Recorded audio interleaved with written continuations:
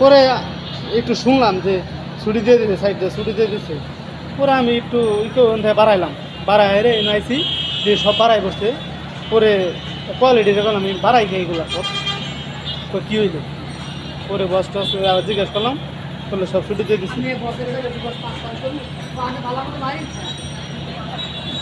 Auto punch এগুলা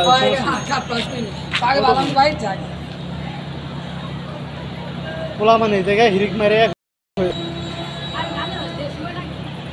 এগুলা চক্র, আওয়ামী লীগের চক্র এগুলো, বুঝছেন? এখন কোনো কিছু তো পাইতেছে না, শ্রমিক